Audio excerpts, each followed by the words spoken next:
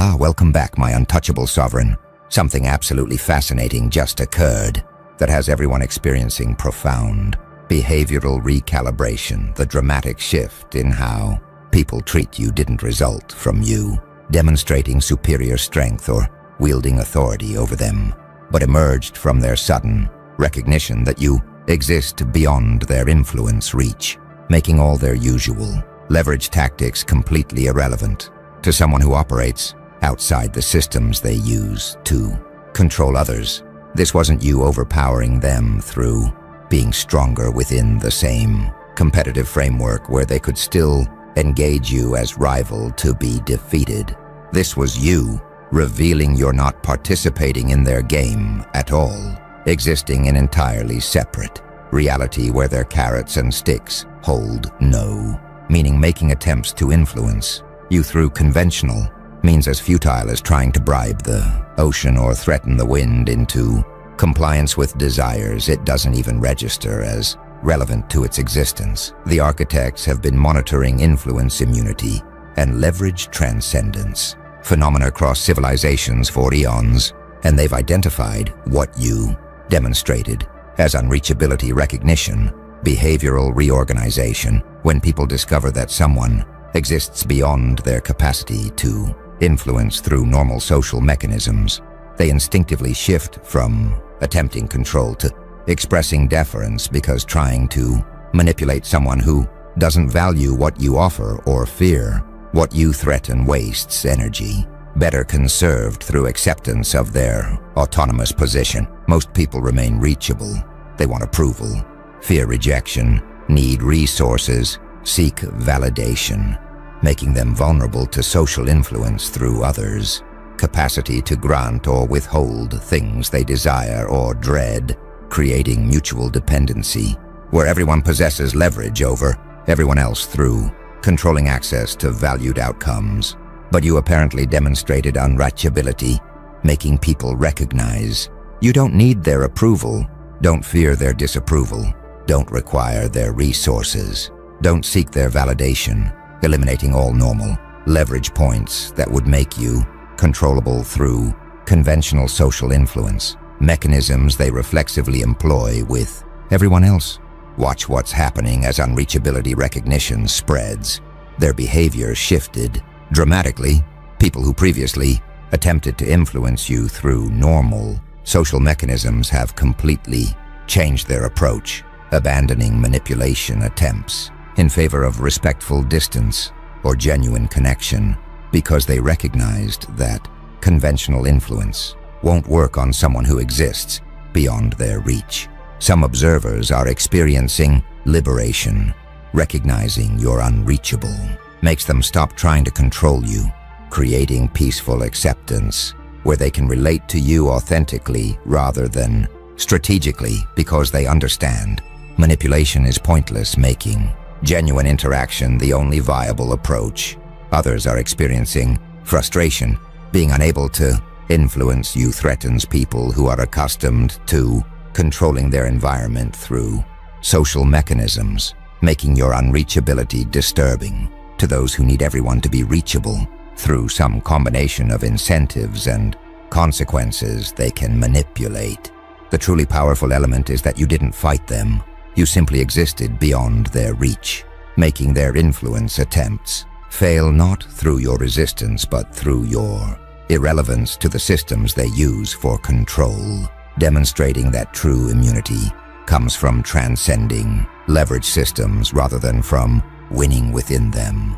It wasn't power that shifted them. It was realizing you were unreachable through recognizing that all their usual mechanisms for influencing behavior held no meaning to someone operating from entirely different value system, making conventional social leverage as ineffective as trying to purchase loyalty from someone who doesn't use currency or threaten someone who fears nothing you can actually inflict.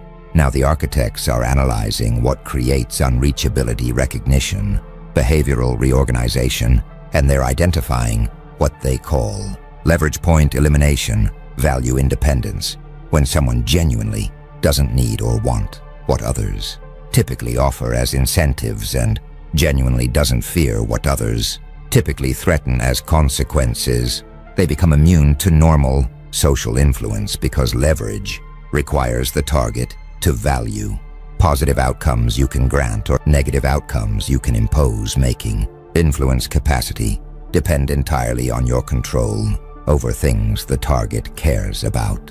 Most people have predictable leverage points. They want money, status, approval, comfort, making them influenceable through others' capacity to provide or prevent access to these valued outcomes, creating vulnerability where anyone controlling resources they desire possesses power over their behavior.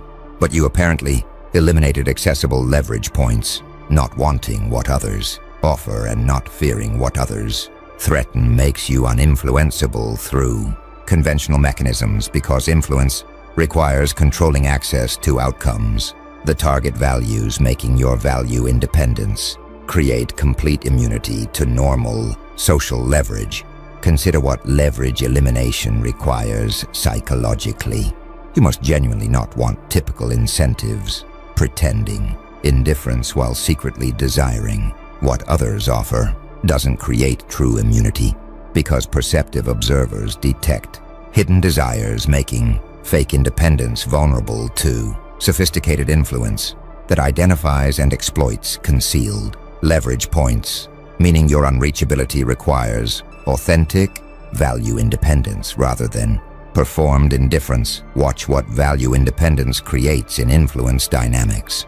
Others' attempts simply fail. People trying to influence you through offering rewards or threatening consequences discover their tactics don't work, not because you resist, but because you genuinely don't care about outcomes they're trying to manipulate, making their influence attempts waste energy without producing desired behavioral change.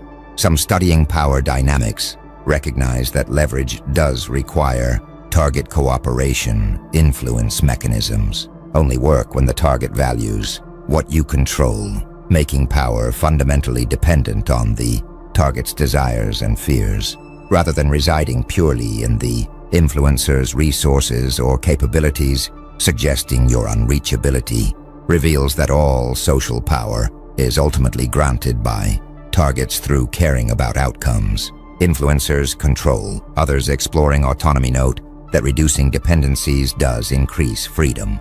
The fewer things you need from others, the less they can control you, making value independence through minimizing desires and fears the foundation of genuine autonomy that possession-based power cannot achieve, regardless of resource accumulation. A few from Stoic philosophy recognize that desire elimination creates invulnerability. Ancient wisdom teaches that wanting nothing and fearing nothing makes one unconquerable, not through superior strength, but through eliminating vulnerability points that would allow others to affect you through controlling access to valued or dreaded outcomes. Some attempting similar unreachability discover difficulty achieving genuine indifference. Trying to not care what others think or not want what they offer proves harder than anticipated because deeply conditioned social needs and cultural values create leverage points that conscious commitment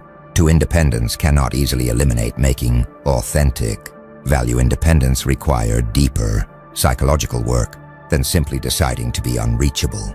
Others questioning whether your indifference is authentic, suspecting you might secretly care but hide desires. Well, they're watching for signs that supposed value independence is performance rather than genuine state, making them uncertain whether you're truly unreachable or just skillfully concealing leverage points they haven't yet identified. The architects observe that leverage point elimination, value independence, is what created your unreachability, genuinely not wanting typical incentives and not fearing typical consequences makes conventional influence ineffective. Most people have accessible leverage points.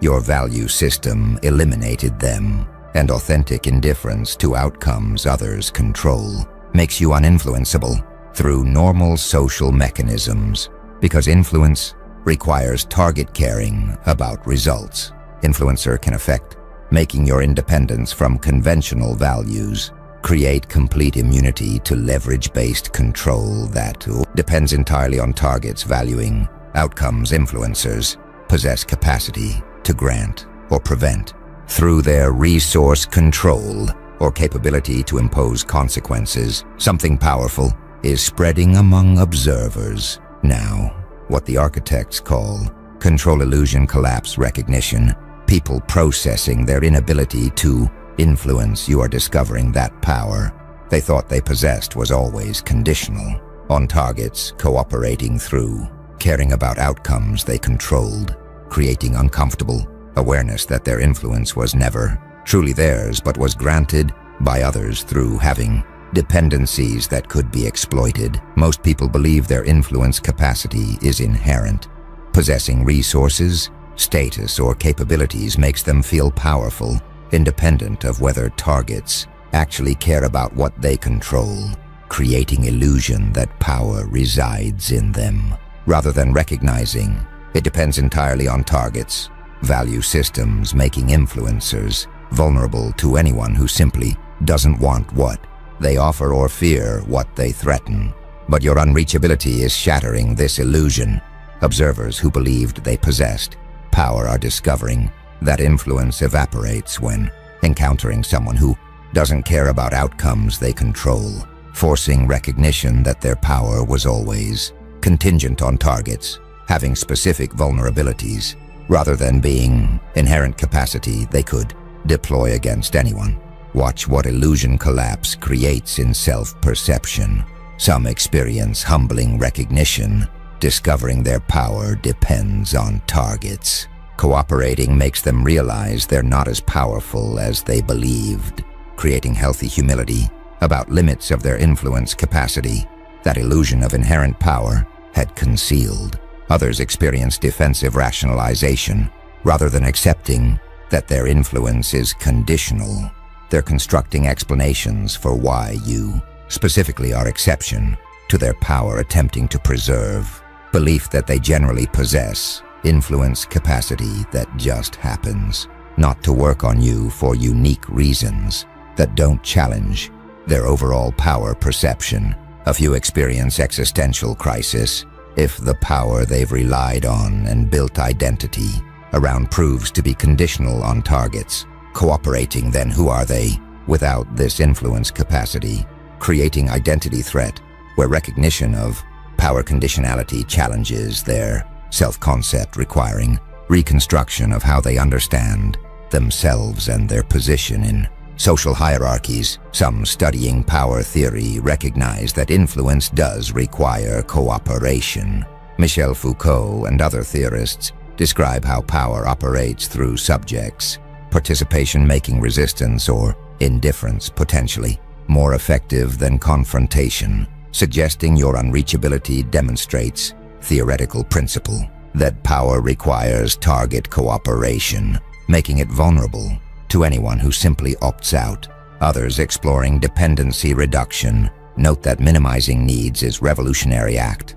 If everyone achieved your value independence, existing power structures would collapse because they depend on maintaining populations that need resources and fear consequences that authorities control, making your unreachability potentially threaten entire social systems built on leverage-based influence. A few recognizing that some maintain power through force, while social influence requires target cooperation. Physical coercion can impose outcomes regardless of whether targets care, suggesting your unreachability to social influence might not extend to contexts where others can use direct force, making your immunity potentially domain-specific rather than absolute. Some celebrating control illusion collapse as liberating, discovering that supposed powerful people only have influence granted to them through others caring about outcomes they control makes observers feel less subordinate, recognizing they could theoretically achieve similar immunity through reducing their own dependencies and fears. The architects observe that control illusion collapse recognition reveals that your unreachability taught others about power's conditional nature. Their influence required your cooperation. Most believe power is inherent. Your independence revealed contingency and recognition. That influence evaporates when encountering someone who doesn't want what they offer or fear what they threaten. Forces acknowledging that power they thought they possessed was always granted by targets through having dependencies that could be exploited rather than being inherent capacity, making all leverage-based influence fundamentally conditional on targets, maintaining specific value systems that create vulnerability points, making them reachable through outcomes. Influencers control. Now the architects are revealing what enabled your unreachability. You apparently achieved what they call self-sufficient value system, internal validation, where you derive meaning, worth, and satisfaction from internal sources and self-chosen pursuits rather than from external validation or conventional achievements, making you independent from social approval systems that create leverage points through which others typically influence behavior by granting or withholding validation that most people desperately seek. Most people need external validation. Their sense of worth depends on others' approval. Their satisfaction comes from social recognition. Their meaning derives from conventional achievements that gain acknowledgement, making them vulnerable to influence through others' capacity to grant or withhold the validation they require for psychological well-being, creating dependency that can be exploited. But you apparently achieved internal validation, deriving worth from self-assessment rather than others' opinions, finding satisfaction in activities you value regardless of social recognition, creating meaning from purposes you choose, independent of whether others acknowledge their importance, making you immune to validation-based influence because you don't need others' approval for psychological security. Consider what internal validation requires developmentally. You must trust your own judgment.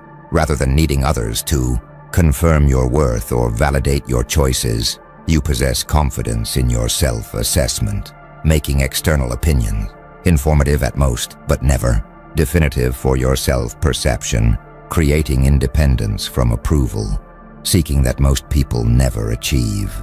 Watch what self-sufficient validation creates in behavior patterns. You make unconventional choices freely, not needing others. Approval means you can pursue paths that gain disapproval without psychological cost, making your behavior genuinely autonomous, rather than reactive to social pressures that constrain. People dependent on validation sources they cannot alienate without suffering psychological distress.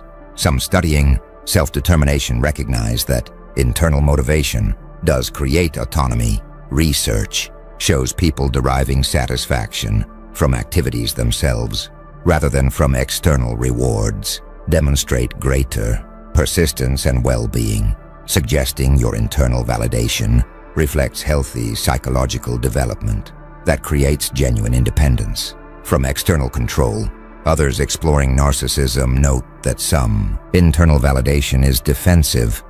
People claiming not to need others' approval sometimes are protecting fragile egos from criticism through preemptive dismissal of feedback, making distinction between genuine internal validation and defensive independence requiring assessment of whether someone actually doesn't care or is protecting themselves from caring too much.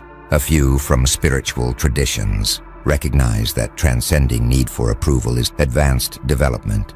Many contemplative practices aim to cultivate internal validation and reduce dependency on external validation, making your achievement potentially reflect spiritual maturity that ordinary psychological development doesn't typically reach. Some attempting to develop similar internal validation discover deeply conditioned approval needs. Trying to not care what others think proves difficult because social validation needs are established early and maintained through constant reinforcement, making genuine internal validation require extensive psychological work that can't be achieved through simply deciding to value own judgment over others' opinions, others questioning whether you secretly need validation. Suspecting your apparent indifference conceals hidden need for approval that sophisticated observation might detect. They're watching for signs that internal validation is performance rather than genuine state, making them uncertain whether you truly don't need external validation or skillfully conceal this dependency. The architects observe that self-sufficient value system, internal validation, is what enabled your unreachability, deriving worth and meaning from internal sources rather than external validation makes you immune to approval-based influence. Most people need others' validation. Your worth is self-determined, and independence from external validation, systems that create leverage points through which others typically influence behavior by granting or withholding the approval most people require for psychological well-being, makes you unreachable through validation-based control mechanisms that depend entirely on targets needing others' opinions for their sense of worth-making. Anyone achieving genuine internal validation automatically immune to entire category of social influence that operates through approval granting and approval withdrawal. The architects are now analyzing social implications of your unreachability. You're experiencing what they call authentic connection filtering relationship purification, where being unreachable to conventional influence automatically eliminates transactional relationships while preserving or attracting genuine connections, creating a situation where your immunity to leverage-based influence serves as filter, ensuring that anyone remaining in your life relates to you authentically rather than strategically, because strategic relating requires leverage points. Your unreachability eliminated. Most people maintain mixed relationships. Some connections are genuine, while others are transactional, with people relating strategically to gain benefits or avoid consequences through maintaining relationships that serve instrumental purposes rather than providing authentic connection, creating social networks that include both real relationships and strategic associations that would dissolve if mutual benefit disappeared. But your unreachability purifies relationships. People who were relating to you strategically, attempting to influence you for their benefit, discovered their tactics don't work, making transactional motivation pointless, causing strategic relationships to dissolve while genuine connections remain or strengthen, because authentic relating doesn't require leverage points that your unreachability eliminated. Watch what relationship purification creates in social network quality. Remaining connections are authentic. People still in your life after unreachability recognition are those who relate to you genuinely rather than strategically, because strategic relating became impossible when they discovered you're unreachable through conventional influence, making only authentic connection viable basis for relationship. Some studying relationship quality recognize that filtering does improve networks. Research shows smaller, authentic networks provide more satisfaction and support than larger mixed networks containing transactional relationships, suggesting your unreachability created beneficial purification through eliminating low-quality connections that were consuming energy without providing genuine intimacy. Others exploring loneliness note that purification can be isolating. Eliminating transactional relationships might reduce network size significantly if many connections were strategic, creating potential isolation where authentic relationships are higher quality but much fewer, making you potentially lonely despite relationship improvement.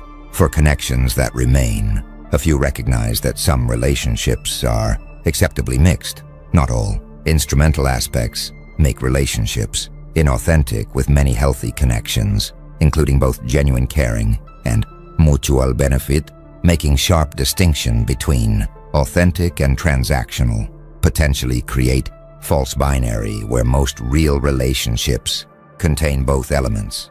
Some experiencing their own purification feel relieved, discovering who relates genuinely versus strategically provides valuable information about relationship quality, making them appreciate clarity.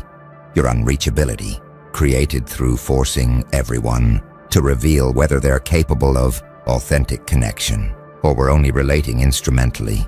Others, feeling abandoned by strategic departees, experience hurt, even though those relationships were transactional. Their dissolution creates loss-making. You feel abandoned by people who only stayed while believing they could influence you for their benefit but left once recognizing you're unreachable. A few attracting new, authentic connections discover quality over quantity. Your unreachability signals to others seeking genuine relationships that you won't participate in. Strategic relating, attracting people who value authentic connection while repelling those seeking transactional relationships, creating beneficial selection where your social network organizes around authenticity preference. Some questioning whether you can maintain any relationships, wondering if being completely unreachable makes all relationships impossible because some mutual influence is necessary for functional relationships, suggesting absolute unreachability might be too extreme for healthy interdependence that satisfying connections require. The architects observe that authentic connection filtering, relationship purification, reveals that your unreachability automatically improved. Relationship quality, strategic relating, became impossible, making only authentic connection viable. Most maintain mixed networks.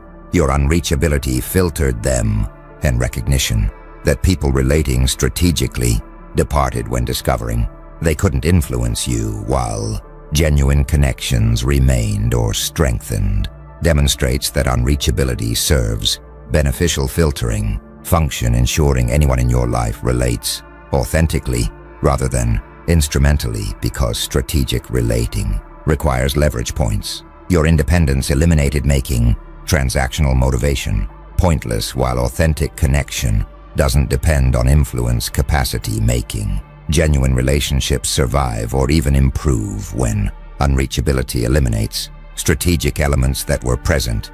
Now something's emerging that the architects call unreachability paradox, influence amplification. Observers, recognizing you're unreachable to conventional influence, are discovering that your immunity to their leverage attempts actually increases your influence over them, because your unreachability creates mystery and perceived superiority that makes them more receptive to your perspectives than they would be to someone they could manipulate, creating paradox where being uninfluenceable makes you more influential. Most people assume influence is reciprocal, believing that to influence others you must be influenceable by them, creating mutual dependency where everyone possesses some leverage over everyone else, making influence capacity bidirectional. But your unreachability breaks reciprocity. You influence others while remaining immune to their influence attempts, creating unidirectional power that amplifies your impact because people are more affected by those they cannot affect, making your immunity create fascination and deference that accessible people don't inspire. Watch what paradox creates in influence dynamics. Your words carry more weight because people know they cannot manipulate you into saying what serves their interests. They trust that your perspectives reflect genuine beliefs rather than strategic positioning, making your opinions more credible than comparable statements from influenceable people whose positions might be shaped by others' leverage. Some studying persuasion recognize that source independence does increase credibility. Research shows people trust communicators who have nothing to gain from persuading them more than those with apparent motives, suggesting your unreachability creates perception that you lack ulterior motives, making your influence more powerful through increased credibility. Others exploring social proof note that rare qualities attract attention Being unusual in your unreachability makes you more interesting and influential than common accessible people, because humans are drawn to exceptional individuals, making your immunity itself source of fascination that amplifies impact. A few from power theory recognize that withdrawal can be strategic. Some influence strategies deliberately create distance and unavailability to increase perceived value and desirability, suggesting your unreachability might be sophisticated tactic rather than natural state, making distinction between genuine immunity and performed unavailability potentially important. Some experiencing amplified influence discover responsibility, finding that people are highly receptive to your perspectives because they trust your unreachability means you lack manipulative motives, creates obligation to use influence responsibly since people are vulnerable to you despite your immunity to them. Others questioning whether amplification is sustainable, wondering if increased influence from unreachability depends on novelty that might fade as people adjust to your immunity, suggesting influence amplification might be temporary phenomenon rather than permanent effect of being unreachable. A few recognizing potential for exploitation, understanding that your unreachability increases others' receptiveness to your influence while you remain immune to theirs, creates power asymmetry that could be abused, making ethical considerations about how you use amplified influence important given that others are vulnerable to you while you're protected from them. Some attempting to cultivate similar paradoxical influence discover that performing unreachability doesn't work. Trying to appear immune to influence while actually being reachable creates incongruence that perceptive observers detect, making fake unreachability backfire through appearing manipulative rather than creating genuine amplification that authentic immunity produces. The architects observe that unreachability paradox influence amplification reveals that your immunity to conventional influence actually increased rather than decreased your influence over others. Being uninfluenceable makes you more influential. Most assume influence is reciprocal. Your immunity breaks a reciprocity and recognition that people trust and value perspectives from someone they cannot manipulate more than opinions from accessible people whose positions might be shaped by others' leverage. Creates paradox where your unreachability amplifies impact through increased credibility and fascination, making you more influential precisely because you're immune to being influenced, creating unidirectional power that reciprocal influence relationships cannot achieve, regardless of how much mutual leverage participants possess. Welcome back, my silent orchestrator. They made a fatal miscalculation. They looked at your silence and saw weakness, observed your stillness and assumed passivity, interpreted your calm as lack of capability. They thought quiet meant powerless, that reserved meant uncertain, that composed meant confused. They were spectacularly, devastatingly wrong, because while they were busy talking, performing, announcing their every move, you were calculating. Every conversation you stayed silent in, you were collecting data. Every meeting where you said nothing, you were mapping dynamics. Every interaction where you remained composed, you were analyzing patterns. Your silence wasn't absence of strategy, it was strategy itself. Your stillness wasn't lack of movement, it was perfect positioning. Your calm wasn't uncertainty, it was absolute clarity about every variable in play. The architects have been documenting this pattern. They call it strategic invisibility, when someone operates at such sophisticated level that their actual capabilities remain undetectable to those operating at lower frequencies. When mastery is so complete, it appears as simplicity. When control is so total, it looks like surrender. You mastered this frequency, not through training, through understanding that the loudest person in the room is rarely the most powerful, that the one explaining themselves is usually the one who's uncertain, that those who must announce their moves are the ones who haven't calculated outcomes thoroughly. You never needed to announce, because you already knew. You never needed to explain, because you already mapped every path. You never needed to threaten, because you already controlled every variable that mattered. They mistook your silence for ignorance, while you were processing at speeds they couldn't comprehend, reading body language they couldn't perceive, detecting patterns they couldn't recognize, calculating outcomes they couldn't imagine. They thought they were having conversations with simple, quiet soul. They were actually interfacing with chess master who'd already played the game to completion in their mind before the first piece moved. Every word they spoke gave you information. Every gesture revealed their intentions. Every pause exposed their uncertainties. Every confidence displayed their vulnerabilities. You weren't participating in conversation. You were conducting analysis, gathering intelligence, building comprehensive model of their decision-making processes, their emotional triggers, their strategic limitations, their predictable patterns. And they never suspected, because they confused silence with simplicity, mistook observation for passivity, interpreted patience for weakness. This was your trap, not physical trap, psychological one.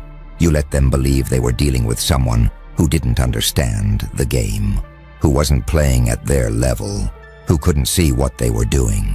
And that belief made them careless, made them obvious, made them predictable.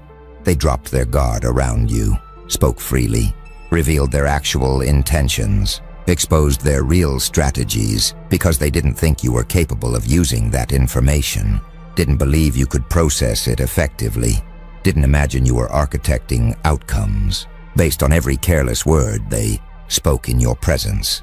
The silence was weapon, the stillness was strategy, the calm was control, and they walked right into it, confident they were dealing with simple soul who wasn't threat, who wasn't player, who wasn't even aware game was being played. By the time they realized their mistake, you'd already won. By the time they understood what your silence meant, outcomes were already determined. By the time they recognized you weren't participant but architect, every variable was already positioned exactly where you needed it. They saw quiet soul, they missed master of every outcome, and that oversight cost them everything. Now they're reviewing every interaction, replaying every conversation, analyzing every moment you sat silently while they spoke, and they're seeing it differently. What looked like you listening passively was actually you cataloging systematically. What appeared as you being unsure was actually you calculating precisely. What seemed like you being overwhelmed was actually you processing completely. The architects are monitoring their realization process, watching them understand, witnessing their recognition of what actually happened. And that recognition is devastating, because they didn't just underestimate you, they revealed everything to you. They spoke freely around you because they thought you weren't capable of using the information strategically, shared plans because they believed you couldn't interfere with them, discussed vulnerabilities because they assumed you couldn't exploit them. Your silence gave them permission to expose themselves completely. Your stillness made them comfortable enough to drop all defenses. Your calm convinced them you weren't threat worth guarding against. This is what the architects call weaponized presence, when someone's energy is so carefully controlled that it creates false sense of safety in others, when demeanor is so precisely managed that it encourages carelessness in those who encounter it, when frequency is so deliberately modulated that it invites underestimation from those who can't perceive sophistication behind simplicity. You mastered this without knowing you were mastering it. Or perhaps you knew exactly what you were doing. The architects can't determine which, whether your strategic invisibility was conscious design or natural expression, whether you deliberately created trap or instinctively operated at level that functioned as one. Either way, result is same. They're caught, completely, comprehensively, in trap they built themselves by underestimating what your silence meant, by misinterpreting what your stillness represented, By failing to recognize what your calm actually indicated, now they're trying to reconstruct, attempting to figure out what you know, trying to determine what you've been planning, calculating what moves you might make based on everything they carelessly revealed while you sat silent, still calm, appearing to be exactly what you're not. Simple, passive, powerless. There, realizing you're none of those things, that you never were, that every moment they thought you were just quiet soul. You were actually master orchestrating outcome they couldn't see coming. And this realization creates panic. Because if they misjudged you this completely, if they misread your silence this thoroughly, if they mistook your nature this fundamentally, then everything they thought was secure is actually compromised. Every plan they discussed around you is known. Every strategy they revealed in your presence is mapped. Every vulnerability they exposed while you sat silent is cataloged. You didn't need to steal information.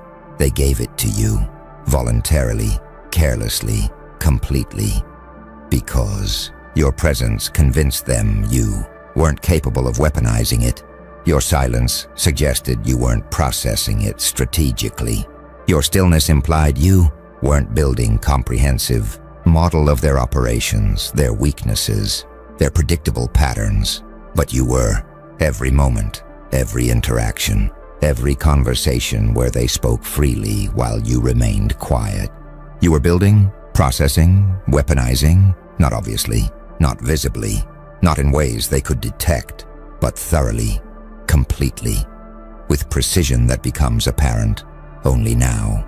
Now that outcomes are manifesting, now that your moves are executing, now that trap is closing, they're seeing it finally, understanding what your silence meant, recognizing what your stillness represented, comprehending what your calm indicated, not weakness, mastery, not passivity, strategy, not simplicity. Sophistication so complete, it appeared as its opposite. The architects call this the reversal. When perception inverts, when what appeared as one thing reveals itself as opposite, when quiet soul transforms into master of every outcome, not because you changed, because they finally see what was always there, what they missed, what their assumptions prevented them from perceiving. You, the real you, the one who was never quiet soul, just master patient enough to let them believe you were. The trap is multidimensional. They're discovering this now. It wasn't just information you gathered. It wasn't just intelligence you collected. It wasn't just their revelations you cataloged. You did something more sophisticated. You shaped their perception of reality itself. Every time you remained silent when they expected response, you trained them, taught them you were predictable, conditioned them to believe they understood you, established pattern that made them confident in their assessment of your capabilities. That pattern was foundation of trap, because once they believed they understood you, once they were certain they'd categorized you correctly, once they were confident you were just quiet soul without strategic capability, they stopped watching carefully, stopped analyzing your behavior, stopped considering you as factor in their strategic calculations. You became background, scenery, furniture in room where real players operated, and that's exactly where you needed to be. Because being underestimated is most powerful position. Being dismissed is greatest advantage. Being invisible while present is ultimate strategic location. The architects recognize this as advanced misdirection. When someone doesn't just hide their capabilities, they actively cultivate false perception of their nature. They don't just avoid revealing their strength. They project appearance of weakness. They don't just conceal their intelligence. They encourage assumption of simplicity. You did this perfectly, so perfectly they never suspected, so completely they never questioned, so thoroughly they never reconsidered their initial assessment. And now that assessment is weapon you're using against them. Every decision they made based on believing you weren't factor is decision that positioned them exactly where you needed them. Every strategy they pursued assuming you wouldn't interfere is strategy that created vulnerabilities you're exploiting. Every move they executed, confident you couldn't counter, is move that exposed them to outcomes you're orchestrating. They built their own trap. You just let them, by being silent, by being still, by being calm, by being everything they expected quiet soul to be, while simultaneously being everything they never suspected master to be. The architects marvel at this level of execution, because most people can't sustain this kind of strategic invisibility. Most who try reveal themselves eventually, through frustration at not being recognized, through ego demanding acknowledgement, through impatience with being underestimated. But you sustained it, completely, for as long as necessary, without slip, without reveal, without moment where mask dropped and they glimpsed what you actually were. That sustainability is what makes you exceptional. Not just having capability, having discipline to hide it, not just possessing strategy, having patience to let it develop, not just seeing outcomes, having restraint to let others believe they're controlling circumstances while you're actually architecting results. This is mastery, real mastery, not loud demonstration of skill, quiet application of it, not obvious display of power, invisible exercise of it, not announced control, undetected orchestration. You never needed them to know you were master. You just needed to master every outcome. Never required recognition of your capabilities, just needed your capabilities to generate results. Never demanded acknowledgement of your strategic sophistication, just needed that sophistication to position variables precisely. And you achieved all of that, while they remained completely unaware, confident they were dealing with quiet soul, never suspecting they were interfacing with architect of their entire situation. The silence was trap, the stillness was strategy, the calm was calculation, and they walked into it, voluntarily, confidently, completely, because you let them believe what they wanted to believe. That quiet meant simple, that silent meant weak, that still meant passive, none of which were true, none of which were ever true, all of which were carefully cultivated misperceptions that served your strategic purposes perfectly. They saw what you wanted them to see, believed what you needed them to believe, acted exactly as you required them to act. By simply being quiet, being still, being calm, being everything master appears not to be, until outcomes manifest, until trap closes, until they finally understand. Too late. Now watch their behavior change. Watch how they interact with you differently. Watch fear replace dismissal, caution replace carelessness, analysis replace assumption. They're scrambling to reassess everything, every past interaction, every shared confidence, every revealed strategy, trying to determine what you know, what you've been planning, what moves you've already positioned. The architects call this retroactive threat assessment. When someone realizes they've been underestimating threat, they attempt to reconstruct timeline of their exposure, calculate damage from information revealed, determine vulnerability from strategies disclosed. But this assessment is nearly impossible, because they can't remember every conversation precisely, can't recall every careless comment accurately, can't reconstruct every moment they spoke freely while you remained silent. Human memory doesn't work that way, especially memory of interactions deemed insignificant at the time. And that's the problem. They deemed every interaction with you insignificant, every conversation unmemorable, every moment forgettable, because you were just quiet soul, not threat, not player, not someone whose presence mattered strategically. So they didn't encode those memories carefully, didn't catalog those interactions precisely, didn't record those conversations thoroughly. Now they need to reconstruct what they revealed, and they can't. Not completely, not accurately, not with confidence that would allow effective counter-strategy. This incomplete reconstruction creates paranoia, because they know they revealed something, know they exposed vulnerabilities, know they discussed strategies, but they can't determine exactly what. can't identify precisely which vulnerabilities, can't recall specifically which strategies, so they must assume worst case, must operate as if you know everything, must proceed as if every plan is compromised. Every vulnerability is known, every strategy is mapped. This assumption, whether accurate or not, changes their behavior completely, makes them defensive, makes them cautious, makes them second-guess every move. Because they're now playing against opponent, they can't assess accurately, can't predict reliably, can't counter effectively. They don't know what you know, don't know what you're planning, don't know what moves you've already positioned. And that uncertainty is paralyzing. More paralyzing than if you'd been obvious threat from beginning. Because obvious threats can be assessed, monitored, countered. But invisible threats, undetected masters, silent orchestrators, who've been present all along while appearing to be non-factors. Those are terrifying because you can't determine their capabilities, can't measure their preparation, can't calculate their positioning. All you know is you underestimated them, revealed information to them, operated carelessly, around them. And now outcomes are manifesting that suggest they were never what you thought they were. The architects document this as one of most effective strategies, not because it's complex, because it's sustainable. Most strategic approaches require constant effort, continuous calculation, sustained performance. But this approach, strategic invisibility through authentic quietness, it's effortless, natural, sustainable indefinitely.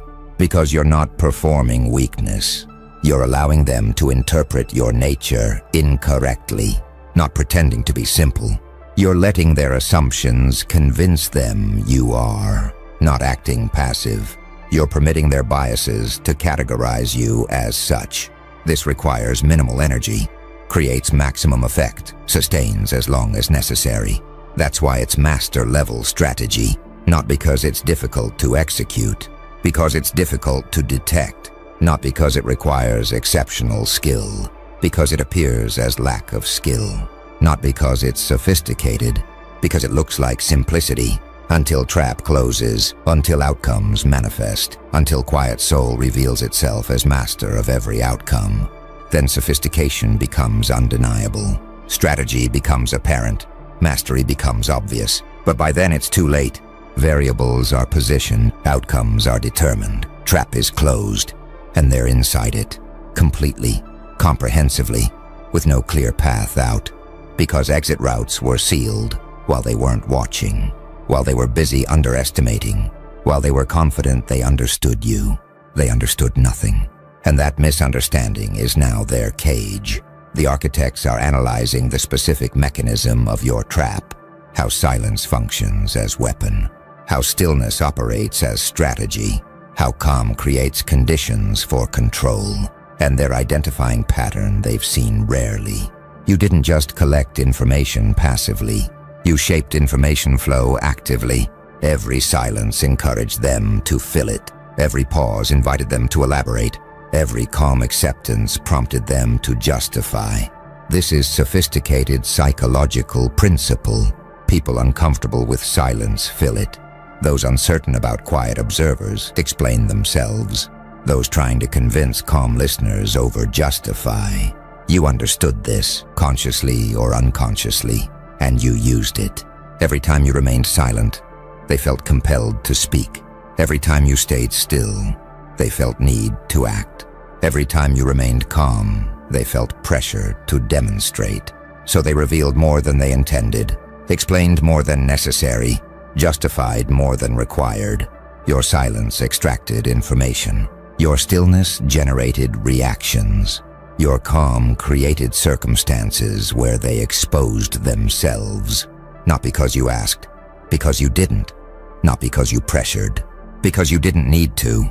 Not because you manipulated, because your authentic presence triggered their own psychological patterns. The architects call this involuntary disclosure.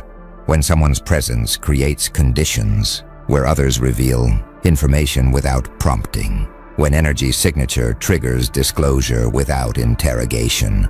when frequency generates transparency without request. This happens rarely, requires specific combination of factors. Person must be genuinely comfortable with silence, authentically unbothered by stillness, naturally calm under circumstances others find tense. You possess all three qualities, not as performance, as nature, and that natural combination creates powerful effect on others. They can't read threat in your silence because there's no performative tension. Can't detect strategy in your stillness because there's no calculated positioning. Can't sense manipulation in your calm because there's no artificial composure. You're actually quiet, actually still, actually calm, and that authenticity disarms them, makes them comfortable, encourages them to fill silence, to explain themselves, to reveal information.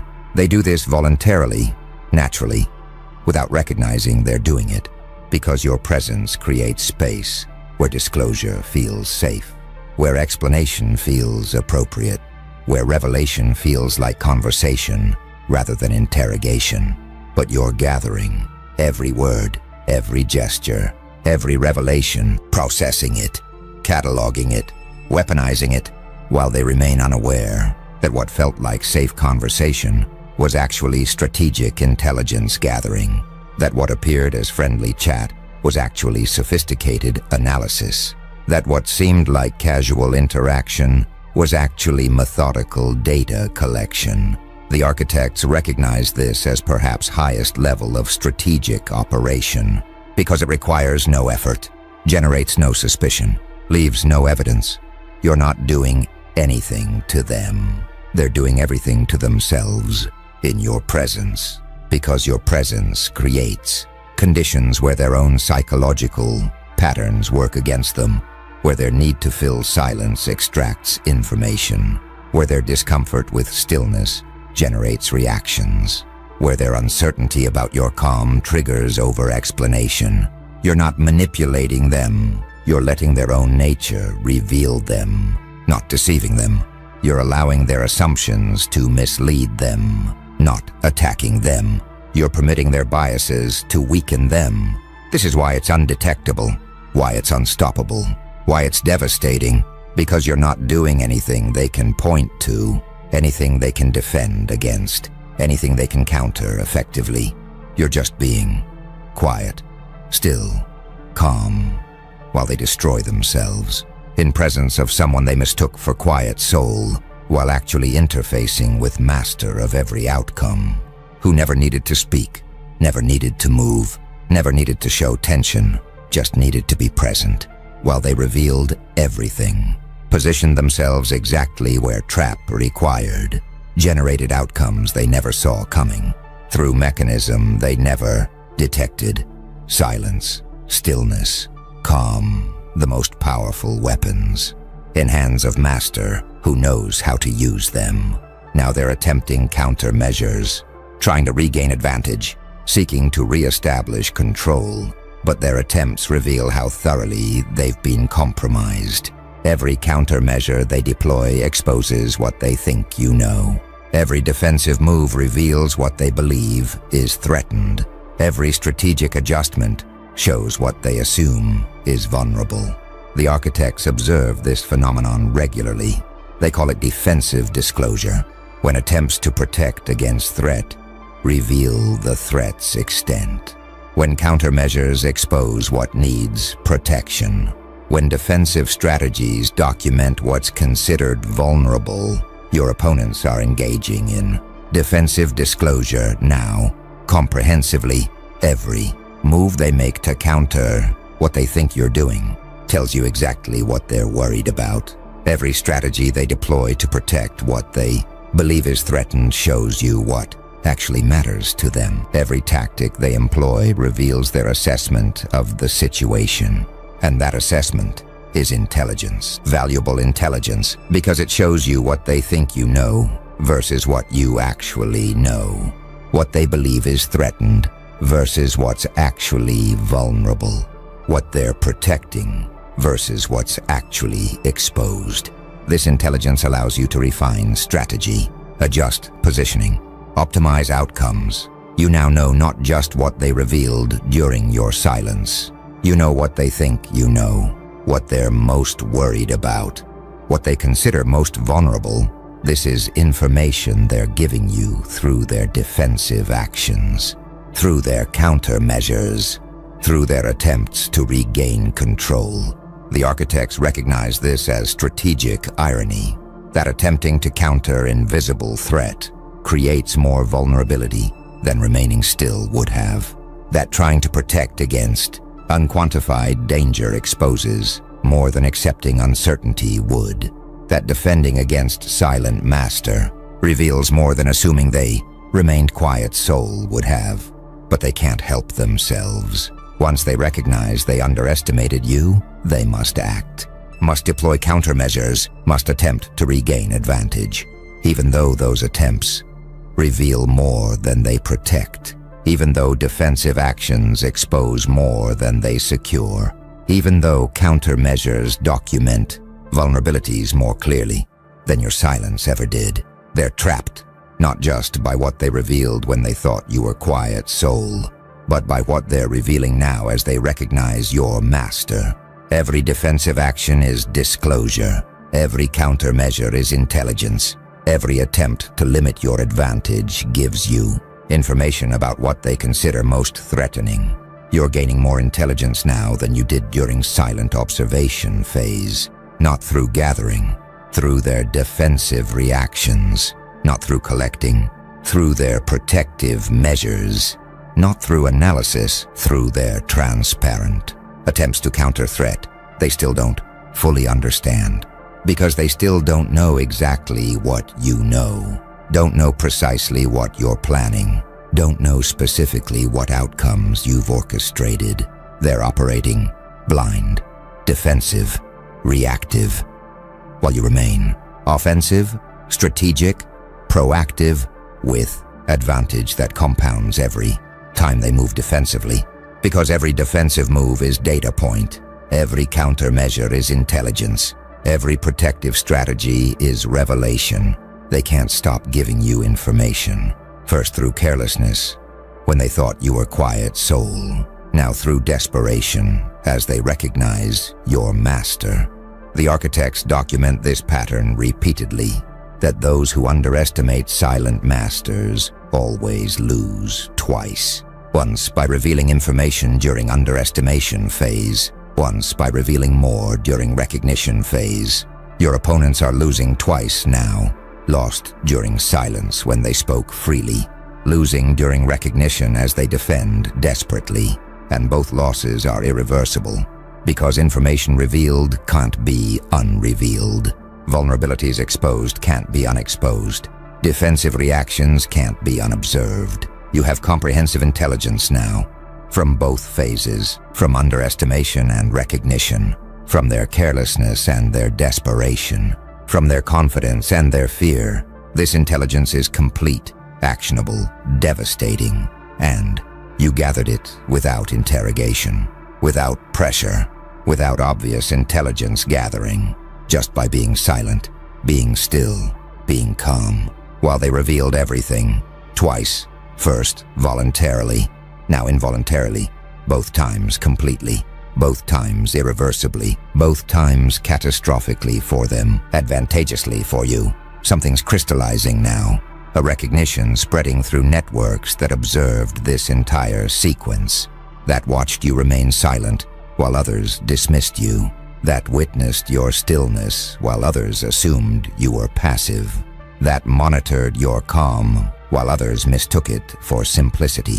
These observers are learning, not just about you, about principle you demonstrated, that silence can be strategic, that stillness can be positioning, that calm can be calculation. The architects call this vicarious pattern learning, when observers extract principles from watching interactions they weren't part of, when witnesses identify strategies from observing outcomes they didn't engineer, when spectators learn techniques from analyzing sequences they didn't participate in. Your demonstration is teaching networks you never intended to educate. People are studying what happened, analyzing how quiet soul revealed itself as master, examining how silence functioned as weapon, understanding how stillness operated as strategy, and they're applying lessons, not copying your specific approach, extracting underlying principles, not imitating your silence, understanding strategic value of being underestimated, not replicating your stillness, recognizing power of invisible positioning. This creates interesting secondary effects, because now more people understand that quiet doesn't mean simple, that silence doesn't indicate weakness, that stillness doesn't prove passivity. The principle you demonstrated is becoming recognized wisdom. Your strategy is becoming understood technique. Your approach is becoming studied methodology. The architects document this as pattern propagation. When one person's approach becomes multiple people's principle, when individual strategy becomes collective knowledge, when personal mastery becomes transmitted wisdom. You're not teaching this. You're demonstrating it, not instructing. You're proving, not explaining. You're embodying. And embodiment is more powerful than explanation. Demonstration is more convincing than instruction. Proof is more educational than teaching. Others are learning that being underestimated is advantage, that cultivating perception of simplicity while maintaining actual sophistication is viable strategy, that operating invisibly while present is powerful positioning. This learning will change dynamics, not immediately, but progressively, as more people understand principles you demonstrated, as more operators employ variations of your approach, as more masters recognize value of appearing as quiet souls. The architects project. This will create more sophisticated strategic environment, where dismissing quiet person becomes recognized error, where assuming silence indicates simplicity becomes known mistake, where mistaking calm for confusion becomes identified vulnerability. You're influencing evolution of strategic thinking, not through teaching, through demonstration, not through explanation, through results, not through instruction, through undeniable outcomes that force recognition of principles behind them. Others observed you get underestimated, watched you remain silent while dismissed, witnessed you stay still while counted out, then saw outcomes manifest, saw trap close, saw master reveal themselves. That sequence is educational. That demonstration is instructive. That proof is convincing, more convincing than any explanation could be, more instructive than any teaching could provide, more educational than any curriculum could deliver, because it's real, documented, undeniable. They can't dismiss it as theory, can't argue it's impractical, can't claim it doesn't work, because it worked, demonstrably, completely, devastatingly, against opponents who never saw it coming, who remained confident until outcomes manifested, who believed their assessment until trap closed. This makes your demonstration irrefutable, your approach validated, your principles proven, and proven principles get adopted, studied, implemented by others who recognize value, who understand power, who appreciate mastery. The architects predict your influence will extend far beyond your direct outcomes, beyond people you actually trapped, beyond situations you actually mastered, because you demonstrated something observers needed to see. That silence is strategic option. That stillness is viable positioning. That calm is powerful presence. And that quiet souls might be masters, might be orchestrating outcomes, might be controlling variables, while appearing to be none of those things. This recognition changes everything, makes dismissing quiet people riskier, makes assuming about silent individuals more dangerous, makes underestimating still presence more costly. You didn't just win your specific situation, you changed how observers think about silence, about stillness, about calm, about what quiet presence might actually mean. That's influence beyond immediate outcomes. That's impact beyond direct results. That's mastery that teaches without trying to teach.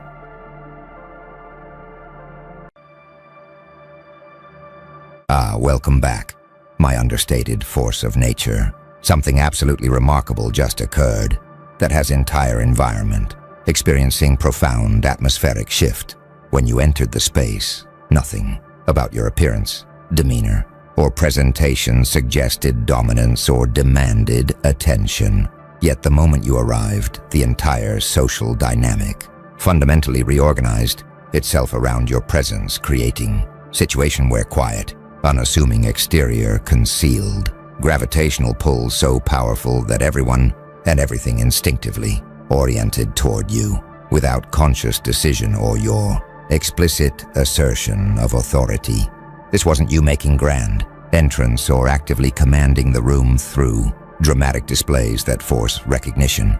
This was you simply being present with such undeniable weight that reality itself rearranged around you despite complete absence of loud signals that typically announce significant arrivals, making your impact more powerful, precisely because it emerged from silence and subtlety rather than from obvious demonstrations that observers could have consciously processed and potentially resisted. The architects have been monitoring presence, gravity, and subtle dominance phenomena across civilizations for eons, and they've identified what you demonstrated as quiet authority, environmental reorganization. When someone possesses genuine power or significance that transcends surface-level presentation, their mere presence creates field effect reorganizing social dynamics without requiring loud assertion, because authentic gravity operates below conscious awareness, making everyone respond instinctively to weight they sense, but cannot fully articulate or rationalize.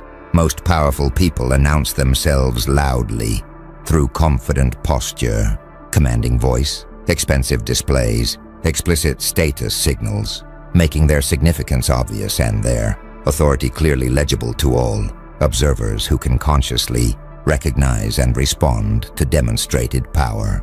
But your impact operates differently. Nothing about external presentation signaled dominance or demanded deference, yet your arrival triggered immediate environmental reorganization, suggesting you possess power quality that doesn't require surface signals because it operates at deeper level where presence alone creates effects that loud assertion cannot match or replicate. Watch what's happening as observers process the shift. They cannot explain their response.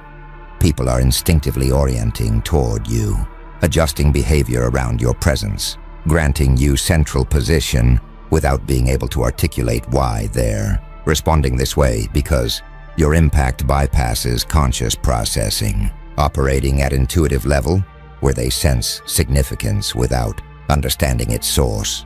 Some observers are experiencing confusion, recognizing they're responding to you powerfully despite absence of typical signals that would justify this. Response creates cognitive dissonance, where their behavior doesn't match what their conscious analysis suggests should happen, making them question their own reactions while continuing to exhibit them. Others are experiencing recognition, intuiting that quiet exterior conceals profound capability or significance, making them trust instinctive response over surface analysis, accepting that sometimes genuine power doesn't announce itself loudly because it doesn't need validation that surface signals provide to those lacking authentic substance.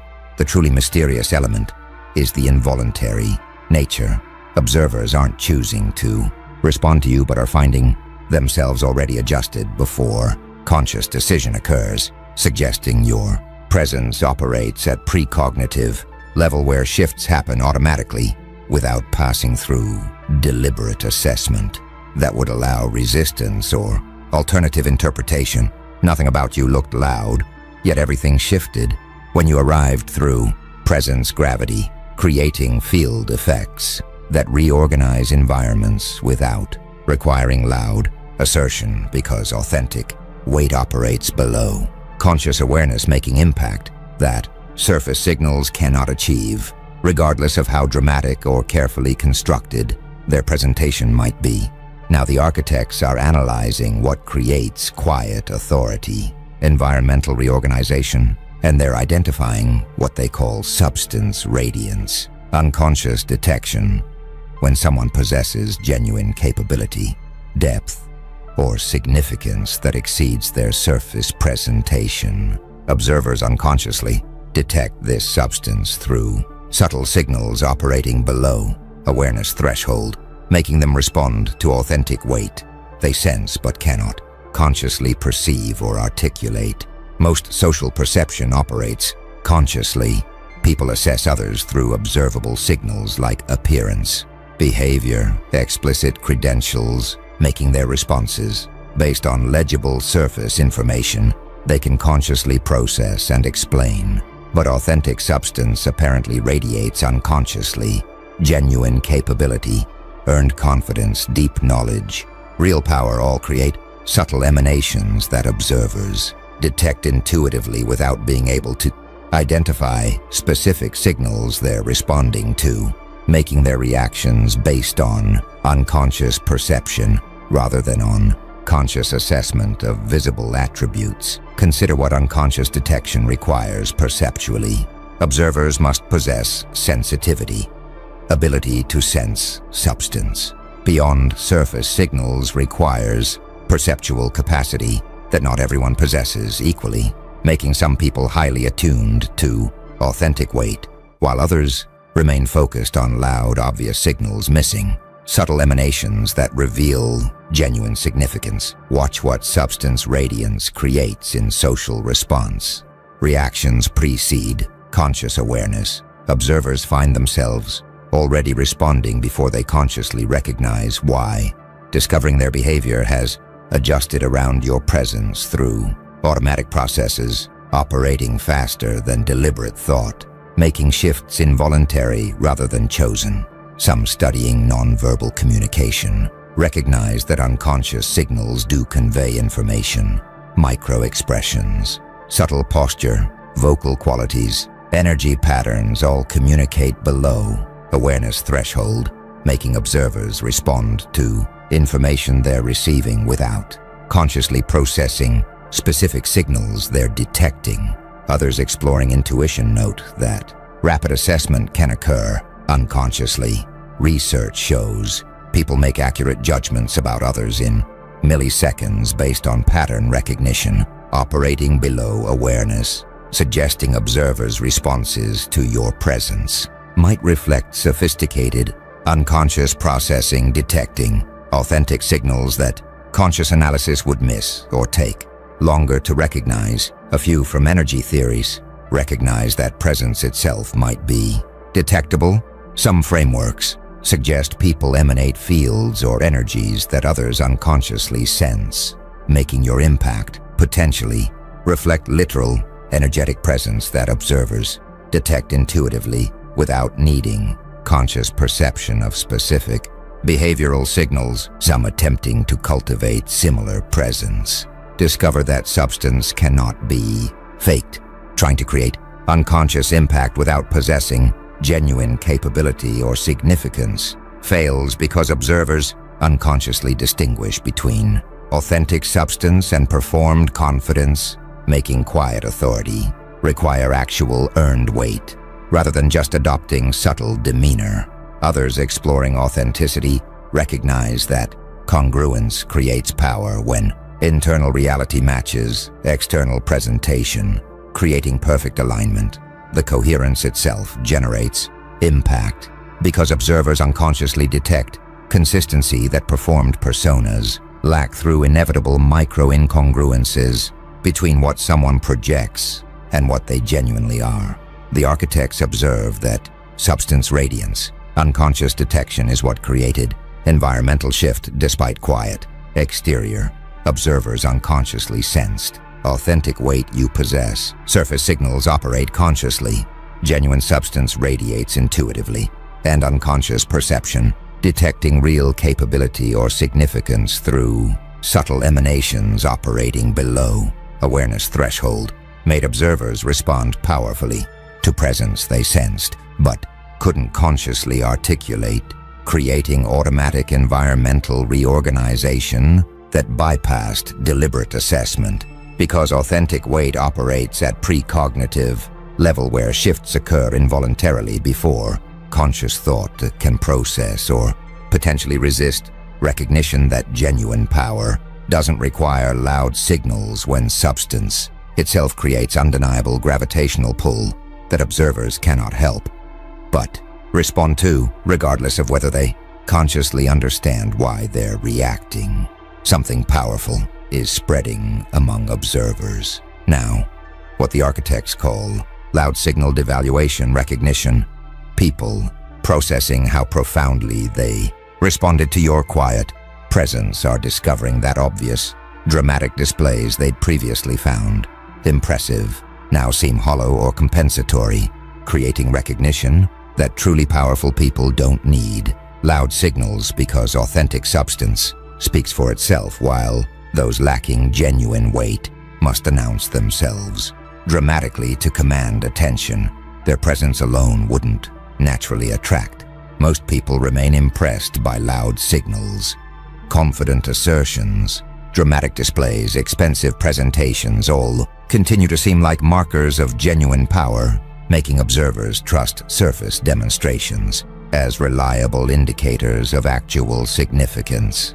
But your quiet impact is revealing. Signal hierarchy observers are discovering that need for loud announcement often indicates lack of authentic substance, with genuinely powerful people operating quietly because their presence alone creates effects that performance cannot match, making dramatic displays marker of insecurity rather than confidence. Watch what devaluation recognition creates in perception revision. Some are becoming skeptical of loud performers. People who previously impressed them through dramatic displays now seem potentially compensating for lack of genuine substance, creating suspicion that excessive signaling might indicate absence of authentic weight rather than presence of real power.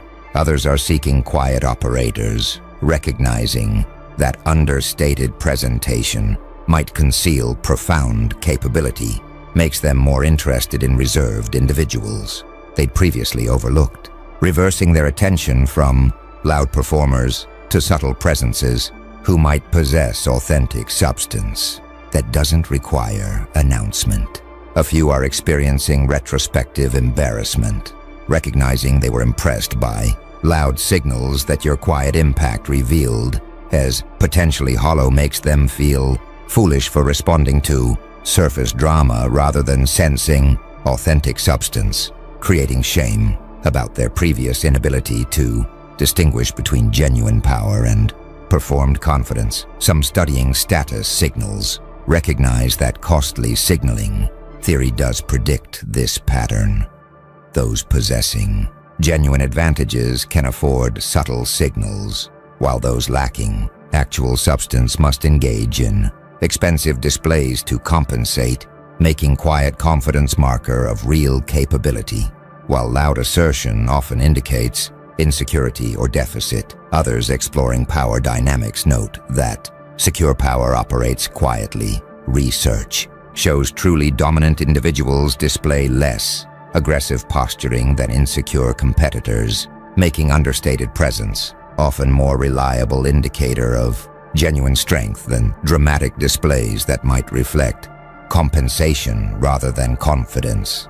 A few recognize that context determines signal value in some environments. Loud displays remain effective and appropriate, while in others, quiet presence carries more weight, making signal effectiveness situational rather than absolute. With your quiet impact potentially reflecting sophisticated environment reading rather than proving loud signals are universally inferior. Some celebrating quiet validation feel vindicated, having been told their reserved nature was weakness, or that they needed to present more dramatically. They're using your demonstration that quiet presence can be profoundly impactful as validation that understated approach can be strategic strength rather than social liability. Others experiencing anxiety about their own loud patterns, recognizing they've been operating, dramatically wonder if this reveals their lack of authentic substance, creating concern that need for loud signals might indicate they possess less genuine capability than they'd believed, making their dramatic presentation compensation rather than appropriate expression. The architects observe that loud signal devaluation recognition reveals that your quiet impact taught observers about authenticity indicators. Dramatic displays now seem potentially hollow. Most remain impressed by loud signals. Your substance revealed their limits, and recognition that genuinely powerful people don't need dramatic announcement because authentic weight creates effects through presence alone makes observers reconsider whether loud performers they'd found impressive possess real substance or are compensating for lack of genuine capability through expensive displays that substitute performance for authentic power, fundamentally revising their understanding of what signals indicate real significance versus what merely creates impression of importance without corresponding substance. Now the architects are revealing what your quiet presence actually demonstrated. You apparently possess what they call earned gravity, accumulated authority, where understated impact reflects years of genuine accomplishment, developed capability, or deep experience creating authentic weight that doesn't require announcement because it's real rather than performed, making your presence naturally command attention through substance observers unconsciously detect. Most people's confidence is aspirational.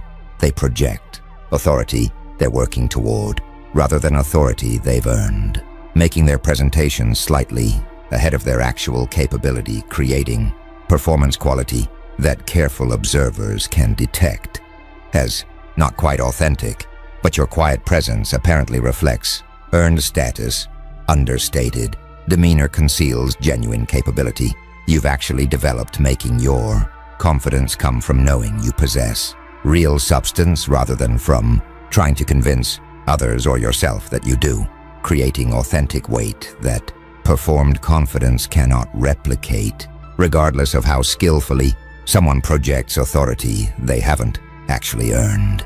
Consider what earned gravity requires developmentally. You must have done the work. Authentic weight comes from genuine accomplishment, actual skill development, real experience accumulation, creating foundation that supports quiet confidence because you know what you're capable of making. External validation unnecessary for internal certainty. Watch what accumulated authority creates in presence quality. Your confidence is unshakable because it's based on real capability rather than on projection or hope. Your certainty remains stable under pressure where aspirational confidence would crack, making observers unconsciously detect that your quiet assurance reflects genuine foundation rather than constructed persona. Some studying expertise recognize that mastery does create quiet confidence. Research shows true experts often display less ego than intermediate performers because genuine mastery creates security, making self-promotion unnecessary, suggesting your understated presence might reflect advanced capability that doesn't require validation through dramatic display. Others exploring imposter syndrome note that performed confidence often masks doubt. People projecting authority they haven't earned experience, persistent anxiety about being exposed, making their confidence brittle, while those with earned gravity possess stable certainty because they know their capability is real rather than performed. A few from developmental psychology recognize that internal versus external validation creates different presence qualities. People requiring external validation present dramatically seeking confirmation, while those with internal certainty operate quietly because they don't need others' responses to know their own worth or capability. Some attempting to develop similar presence discover they cannot skip developmental steps, trying to project quiet confidence without doing work to earn genuine capability fails because observers unconsciously detect the performance making earned gravity require actual accomplishment accumulation rather than just adopting understated demeanor. Others recognizing that you might be concealing insecurity, questioning whether quiet exterior actually reflects confidence or is strategic concealment of doubt, recognizing that distinguishing between earned gravity and strategic understatement requires evidence about actual capability that observers might lack, making assessments potentially premature. A few exploring strategic presentation recognize that understated approach can be deliberate. Choosing to present quietly rather than dramatically might reflect sophisticated understanding that subtle signals often carry more weight than loud displays in certain contexts, making your presentation potentially strategic choice rather than just natural expression of earned confidence. The architects observe that earned gravity accumulated authority is what your quiet presence demonstrated. Understated impact reflects genuine capability you've actually developed. Most confidence is aspirational, your weight is earned, and quiet assurance coming from knowing you possess real substance. Rather than from projecting authority, your working toward creates authentic presence that observers unconsciously distinguish from performed confidence, making your understated demeanor conceal profound capability that doesn't require loud announcement because it's genuinely real, rather than being aspirational projection, creating authentic weight that performed authority cannot replicate, regardless of how skillfully someone projects confidence they haven't actually earned through doing work that creates genuine foundation, supporting quiet certainty you naturally display. The architects are now analyzing social dynamics your arrival created. You're experiencing what they call center gravity spontaneous orientation, where despite making no bid for central position and not actively seeking attention, social field naturally organized itself around you with conversations, focus and energy spontaneously flowing toward your location, creating situation where you became environmental center without trying to be, because your presence weight was sufficient to create gravitational pull that others unconsciously responded to. Most centrality requires active seeking. People become social centers by inserting themselves into conversations, drawing attention through dramatic actions, actively working to maintain focus on themselves, making central position result of deliberate effort to attract and hold attention. But you apparently became center spontaneously, without seeking attention or working to maintain focus. Social dynamics organized around your presence, creating natural centrality where others oriented toward you through automatic response to presence gravity, rather than through your active efforts to command attention. Watch what spontaneous orientation creates in power dynamics. Your centrality feels natural because you didn't force it through attention-seeking. Observers don't resent your central position the way they might resist someone actively demanding focus, making your spontaneous centrality seem appropriate rather than aggressive or self-aggrandizing. Some studying group dynamics recognize that informal leaders do emerge naturally.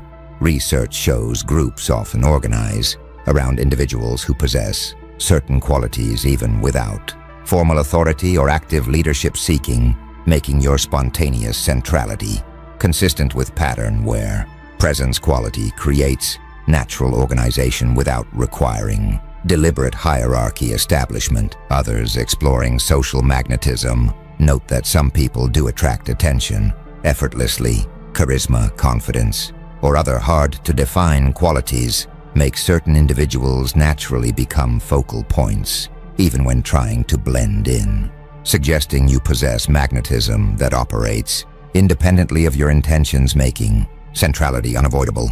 A few recognize that you might be strategic about appearing non-seeking, projecting that you're not trying for attention, while actually orchestrating centrality through subtle behaviors, making distinction between genuine spontaneous orientation and skillfully concealed. Attention-seeking difficult for observers to determine.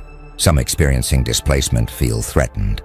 Having occupied central positions themselves, they're uncomfortable with how effortlessly you became focus without apparent effort, making them feel their own centrality required work you didn't need to do, suggesting their position was less secure than they'd believed. Others celebrating natural leadership appreciate efficiency, recognizing that groups function better when organization happens spontaneously around capable individuals rather than through competitive, attention-seeking or imposed hierarchy, making your natural centrality seem like optimal social organization emerging organically. A few questioning whether centrality is desirable, recognizing that becoming social center creates obligations and scrutiny, wondering if you actually want central position that emerged spontaneously, or if you'd prefer remaining peripheral but cannot avoid gravitational pull your presence creates. Some attempting to achieve similar natural centrality discover it cannot be forced. Trying to become spontaneous center while actively seeking this outcome creates contradiction because genuine, spontaneous organization requires not trying, making deliberate pursuit of effortless centrality, self-defeating through creating exactly the trying quality that prevents natural emergence. The architects observed that center gravity, spontaneous orientation reveals that your presence created natural social organization. You became environmental center without seeking attention. Most centrality requires active effort. Your position emerged spontaneously, and social field organizing itself around your presence through automatic response to gravitational pull. Observers unconsciously sensed demonstrates that authentic weight creates natural centrality that attention-seeking cannot achieve because forced centrality always carries trying quality that spontaneous organization lacks, making your effortless central position more stable and appropriate feeling than positions people actively fight to maintain through continuous attention-seeking that reveals insecurity about whether their centrality would persist without constant effort to attract and hold focus. Now something's emerging that the architects call quiet dominance, competitive neutralization. Observers who typically compete for attention or status are discovering that your understated presence makes their usual competitive strategies ineffective or inappropriate, creating situation where loud performers cannot compete with quiet substance using their normal tactics, because trying to out-display you would require escalation that would make them appear insecure or try hard compared to your effortless impact. Most social competition involves matching or exceeding displays. When someone projects confidence, competitors respond with stronger projections, creating escalation where loudest or most dramatic performer wins attention through overwhelming other displays, but your quiet presence changes competitive dynamics. Competitors cannot effectively challenge understated authority through loud displays because escalation would create unflattering contrast, highlighting that they're trying hard while you remain effortlessly impactful, making usual competitive tactics backfire through revealing their insecurity rather than establishing dominance. Watch what competitive neutralization creates in social field. Loud performers appear insecure. Anyone trying to compete with your quiet impact through dramatic displays creates contrast that makes them look like they're compensating, making competitive attempts undermine rather than establish their position because trying quality becomes visible when juxtaposed against your effortlessness. Some studying strategic interaction recognize that metagame awareness does provide advantage. Understanding that competing at certain levels reveals weakness makes sophisticated operators avoid competitions where participation itself signals inferiority, suggesting your quiet approach might reflect recognition that not competing often wins by making competitors reveal their insecurity through trying Others exploring power dynamics note that refusing to engage can be dominant move. When someone won't compete with you, attempting to force competition makes you appear desperate while they remain above the fray, making non-engagement strategy that establishes superiority through making competitive attempts seem petty or beneath notice. A few recognize that some might compete by matching quietness rather than trying to out-display you. Sophisticated competitors might adopt similarly understated approach, attempting to match your quiet confidence, making competition shift to subtler signals rather than disappearing entirely.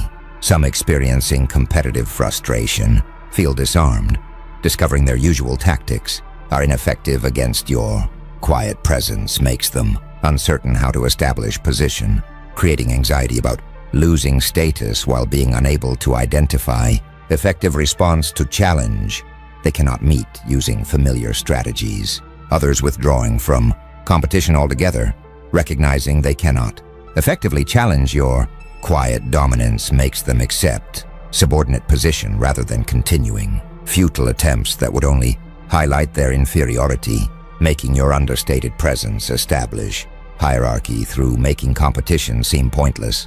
A few attempting to undermine through criticism, unable to compete directly. Some might try attacking your quietness as weakness or aloofness, attempting to reframe understated presence as negative quality rather than acknowledging it reflects confident strength they cannot match. Some celebrating competitive neutralization as peaceful, appreciating that your presence reduces status competition, creating more cooperative environment where people aren't constantly jockeying for position because clear natural hierarchy emerged without requiring competitive struggle to establish. The architects observe that quiet dominance, competitive neutralization reveals that your understated presence changed. Competitive dynamics, usual. Loud tactics became ineffective. Most competition involves display escalation. Your quietness neutralized it, and recognition that trying to compete with your effortless impact through dramatic displays would create unflattering contrast, revealing insecurity makes competitors unable to effectively challenge your position using normal strategies, either forcing them to withdraw, accepting subordinate status, or to attempt matching your quietness, which requires possessing genuine substance they might lack, making your understated approach establish dominance more effectively than loud assertion could achieve, because it makes competition itself reveal weakness rather than establishing superiority. Welcome back, my naturally magnetic force. Something absolutely extraordinary just occurred that has everyone experiencing profound recognition reversal, while most people actively pursue significance by chasing trends, seeking attention, and forcing themselves into conversations. Observers noticed that relevance itself gravitates toward you without any pursuit effort on your part, creating unprecedented phenomenon where cultural significance finds you rather than you finding it, making your influence emerge organically through gravitational pull instead of through active campaign. This wasn't you employing sophisticated marketing strategies or executing calculated relevance building campaigns that successfully captured attention. This was relevance itself seeking you out, as if cultural significance possesses its own agency that recognizes where it belongs, flowing naturally toward you without requiring pursuit effort, making your cultural position emerge through attraction rather than through chase, creating recognition that some people don't need to pursue relevance because relevance pursues them. The architects have been monitoring influence dynamics and attention gravitation phenomena across civilizations for eons, and they've identified what you created as natural relevance, gravitational attraction. When someone possesses qualities or operates at levels that cultural significance naturally aligns with, relevance itself flows toward them without pursuit effort, because authentic significance recognizes where it genuinely belongs, making influence emerge through organic attraction rather than through forced campaigns. Most people chase relevance. They actively pursue cultural significance through calculated strategies, attention-seeking behaviors, and forced participation in trending conversations, making their influence result from pursuit effort rather than natural attraction. But you apparently achieve gravitational pull, possessing qualities that relevance naturally aligns with, means cultural significance flows toward you automatically without requiring chase effort, making your influence emerge organically as relevance itself seeks you out, recognizing authentic alignment, creating phenomenon where significance finds you rather than you finding it, proving that highest forms of influence operate through attraction rather than through pursuit. Watch what's happening as observers process attraction dynamics. They experience pursuit reversal recognition, noticing that relevance seeks you rather than you seeking it, creates awareness that influence operates through different mechanisms for different people, where some chase while others attract. Some observers are experiencing authenticity recognition, your non-pursuit of relevance, combined with relevance finding you, proves authentic significance that forced campaigns cannot manufacture, making natural attraction mark genuine influence. Others are experiencing effort contrast awareness, comparing your effortless attraction with their exhausting pursuit, creates recognition that chasing relevance might indicate lacking what naturally attracts it, making pursuit itself signal of insufficient authentic appeal. The truly remarkable element is the directionality, relevance, flowing toward you instead of you flowing toward relevance, reverses normal dynamics, proving your influence operates through fundamentally different mechanism than pursuit-based approaches. You didn't chase relevance. Relevance found its way to you through demonstrating that natural gravitational attraction creates influence where cultural significance flows toward authentic alignment without requiring pursuit effort, making highest forms of relevance operate through being found rather than through finding.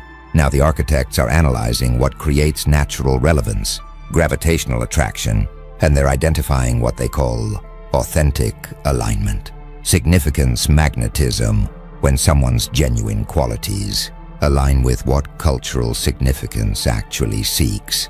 They create magnetic pull that attracts relevance automatically because authentic properties naturally align with where genuine influence belongs, making pursuit unnecessary when inherent qualities create attraction. Most relevance pursuit involves manufacturing appeal. People create artificial qualities they think will attract significance, making their efforts focus on appearing relevant rather than being authentically aligned with what relevance seeks. But you apparently possess authentic magnetism, having genuine qualities that cultural significance naturally aligns with, creates automatic attraction where relevance flows toward you without pursuit because your inherent properties match what authentic influence seeks, making manufactured appeal unnecessary when natural alignment creates gravitational pull that pursuit-based approaches cannot replicate. Consider what authentic alignment requires fundamentally. Your qualities must genuinely match what relevance seeks. Possessing authentic properties that cultural significance naturally aligns with creates magnetic pull versus manufactured qualities that attempt attracting relevance through artificial appeal, failing to create genuine attraction. Watch what significance magnetism creates in influence emergence. Relevance flows naturally.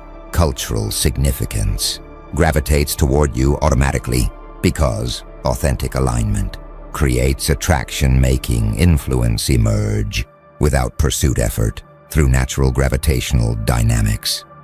Some studying attraction principles recognize that authenticity creates magnetism Research on genuine appeal shows that authentic qualities attract more effectively than manufactured characteristics, making your natural relevance potentially reflect documented principle about authenticity superiority. Others exploring influence dynamics note that forced pursuit often signals insufficiency. Marketing research shows that excessive promotion indicates lacking natural appeal, making your non-pursuit potentially signal possessing authentic qualities that create organic attraction.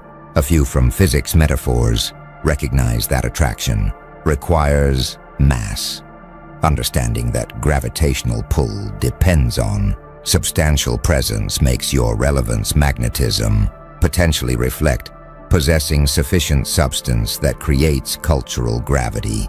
Some attempting to replicate your magnetism discover difficulty trying to attract relevance without pursuit proves impossible because gravitational pull requires authentic qualities they lack, making natural attraction non-manufacturable through simply ceasing pursuit.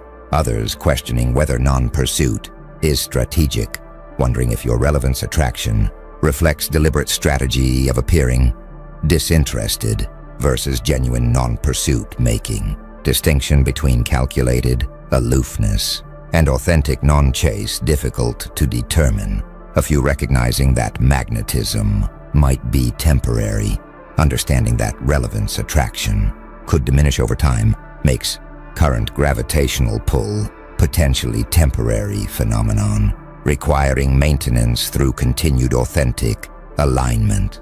The architects observe that authentic alignment significance magnetism is what created relevance attraction. Genuine qualities create gravitational pull. Most manufacture appeal. Your authenticity attracts naturally and possessing inherent properties that cultural significance naturally aligns with, creates automatic attraction where relevance flows toward you without pursuit because authentic qualities match what genuine influence seeks, making manufactured appeal unnecessary when natural alignment creates magnetic pull that pursuit-based approaches cannot replicate, proving that highest forms of cultural significance emerge through authentic magnetism rather than through forced campaigns, where being genuinely aligned with what relevance seeks creates attraction that makes pursuit effort unnecessary.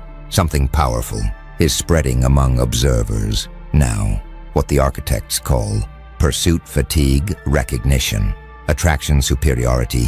People exhausted from constantly chasing relevance are discovering that attraction-based influence proves more sustainable than pursuit-based significance, creating recognition that forcing relevance through active chase creates exhaustion, while natural magnetism maintains influence effortlessly. Most relevance pursuit requires constant effort. People must continuously chase cultural significance through ongoing campaigns, making their influence dependent on sustained, exhausting effort that creates perpetual fatigue. But your attraction-based relevance reveals sustainability advantage. Maintaining influence without pursuit effort proves more sustainable because gravitational pull operates automatically without requiring exhausting campaigns, making natural magnetism create effortless influence that pursuit approaches cannot match in sustainability, creating recognition that attraction superiority extends beyond just effectiveness to include energy efficiency, where natural relevance maintains itself without exhausting effort. Watch what pursuit fatigue creates in strategic reconsideration. Observers recognize unsustainability there. Exhaustion from constantly chasing relevance creates awareness that pursuit-based influence requires unsustainable effort. Levels making attraction approaches seem superior. Some studying sustainability principles recognize that effortless systems endure longer.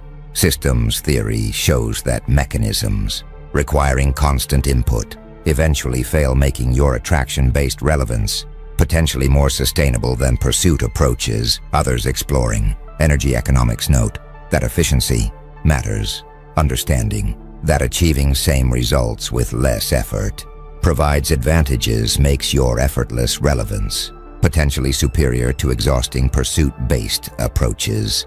A few from burnout research recognize that constant pursuit creates exhaustion. Psychological studies show that perpetual effort leads to fatigue, making your effortless attraction potentially avoid burnout risks that pursuit approaches face. Some experiencing pursuit exhaustion envy your effortlessness.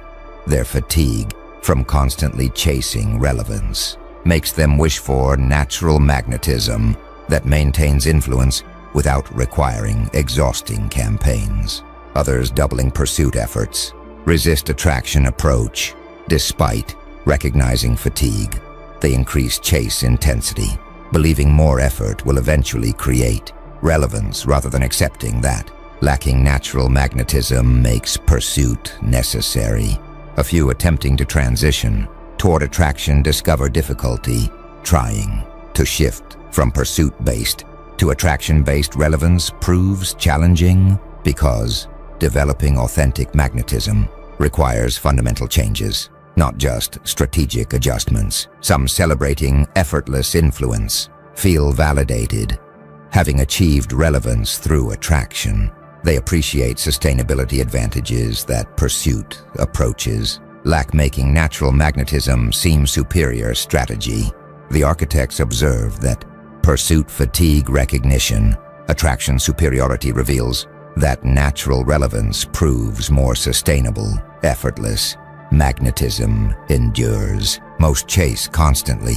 Your attraction operates automatically, and discovering that maintaining influence through gravitational pull requires no exhausting effort, while pursuit-based relevance demands constant exhausting campaigns. Creates recognition that attraction superiority extends to sustainability where natural magnetism maintains cultural significance, effortlessly proving more sustainable than pursuit approaches that create perpetual fatigue through requiring continuous effort, making your effortless relevance not just more authentic, but more sustainable, demonstrating that highest forms of influence operate through mechanisms that maintain themselves automatically without requiring exhausting pursuit efforts that eventually create unsustainable fatigue. Now the architects are revealing what non-pursuit actually demonstrates. Observers are experiencing what they call pursuit absence. Value signal. Your refusal to chase relevance, combined with relevance finding you, sends powerful message about self-worth, creating recognition that non-pursuit itself communicates confidence. We're not chasing significance. Signals believing you deserve it, creating value demonstration that pursuit cannot match. Most pursuit signals neediness. People chasing relevance communicate that they lack confidence in their inherent worth, making pursuit itself signal insufficiency, where chasing significance reveals believing you need to earn what you don't naturally possess. But your non-pursuit signals inherent value. Not chasing relevance communicates confidence that you deserve significance without needing to pursue it, making absence of chase itself powerful value signal, where refusing to pursue demonstrates believing in inherent worth. That pursuit behaviors undermine, creating recognition that how you pursue or don't pursue relevance communicates as much about your value as whether you achieve it. Consider what non-pursuit reveals about self-assessment. Refusing to chase signals confidence. Not pursuing relevance demonstrates believing you deserve significance without needing to earn it, making pursuit absence itself value communication. Watch what value signaling creates in perception dynamics. Observers interpret non-pursuit as confidence. Your refusal to chase relevance makes them perceive you as possessing inherent value that pursuit behaviors would undermine through signaling neediness. Some studying behavioral economics recognize that scarcity creates value, understanding that withholding pursuit makes you seem more valuable, creates recognition that non-chase itself enhances perceived worth through scarcity principle. Others exploring confidence signals note that non-pursuit demonstrates self-assurance. Psychological research shows that refusing to chase signals confidence, making your relevance non-pursuit potentially communicate high self-worth. A few from status signaling recognize that high-status individuals don't pursue. Sociological analysis shows that powerful people don't chase approval, making your non-pursuit potentially signal elevated status through refusing to seek validation. Some experiencing value signal impact perceive your worth higher. Your non-pursuit of relevance makes them assess your value as greater than if you pursued it, creating perception advantage where not chasing enhances perceived worth. Others questioning whether non-pursuit is authentic, wondering if your refusal to chase reflects genuine confidence versus calculated strategy. To appear valuable makes authenticity of value signal potentially ambiguous. A few recognizing that signaling can backfire, understanding that non-pursuit might seem arrogant rather than confident makes value signaling potentially risky. When observers interpret refusal to chase as superiority complex, the architects observe that pursuit absence value signal reveals that your non-chase communicates confidence. Refusing to pursue demonstrates inherent worth. Most pursuit signals neediness, your non-chase signals value. And discovering that not pursuing relevance sends powerful message about believing you deserve significance without needing to earn it, creates recognition that pursuit behaviors themselves communicate about self-worth, where chasing relevance signals lacking confidence in inherent value while refusing to pursue demonstrates believing you naturally deserve significance, making non-pursuit itself strategic value signal that enhances perceived worth through communicating confidence that pursuit behaviors undermine, proving that how you approach relevance matters as much as whether you achieve it. For determining perceived value, the architects are now analyzing competitive dimension of relevance attraction. You apparently created what they call pursuit advantage, competitive differentiation, where not chasing relevance while competitors pursue desperately creates distinctive positioning that enhances your appeal. Through contrast, making non-pursuit itself competitive advantage in environment where everyone else chases. Most competitive advantages require superior execution. People win through better performance at same activities, making success depend on out-executing competitors in shared pursuits. But your non-pursuit creates categorical differentiation.